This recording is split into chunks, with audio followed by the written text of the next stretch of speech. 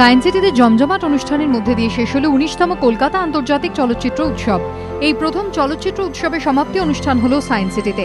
সমাপ্তি অনুষ্ঠান থেকে মুখ্যমন্ত্রীর ঘোষণা, আগামী বছর থেকে নেহাতি চলচ্চিত্র উৎসব নয়, হবে ছবির প্রতিযোগিতাও।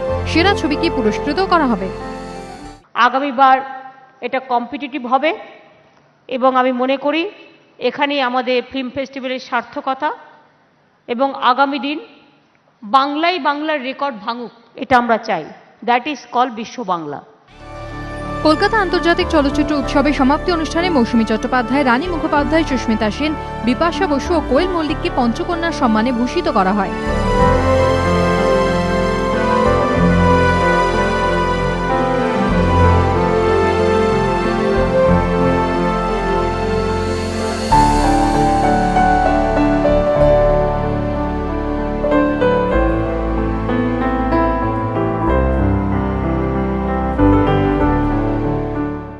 বাবা হার্ডলি আমার সাথে কোনো ফাংশনে কখনো অ্যাটেন্ড করেছে, এটা প্রথমবার।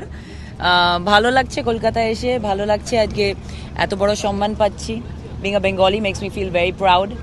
খুবই আনন্দিত, খুবই গর্বিত।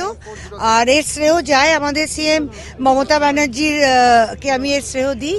উনি যে আমাকে যতবার ডেকেছেন আমি ততবার এসেছি, আমি খুব কৃতজ্ঞ ওনার কাছেও। I would always tell Baba, one day you'll see Kolkata itself will say, "Amader Titan Shona ba Amader Sushmita," and tonight is that night when they are going to say just that.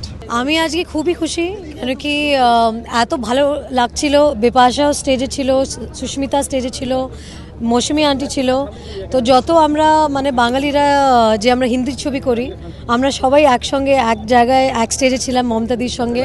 আর মমতাদির সঙ্গে দেখা করে খুব ভালো লাগলো। কন্যা হিসেবে পঞ্চকন্যার মধ্যে আমিও একজন আছি, ভেবে ভীষণ ভালো লাগছে। বিশাল বড় বড় পার্সোনালিটিজের মাঝখানে আমি আছি এবং তাদের সঙ্গে আমি স্টেজ শেয়ার করবো, এটা ভেবেই আমার ভীষণ ভালো লাগছে।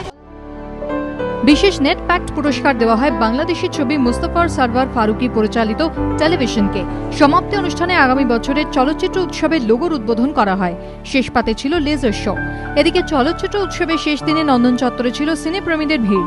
প্রয়াত চিত্র পরিচালক ঋতুপর্ণ ঘোষের উপর একটি সেমিনারের আয়োজন করা হয়। নন্দনে উপস্থিত ছিলেন রাজ্যের দুই মন্ত্রী মদন মিত্র ও অরূপ বিশ্বাস। মনোজিৎ সরকার ও সমিত সেনগুপ্তর রিপোর্ট, এবিপি আনন্দ।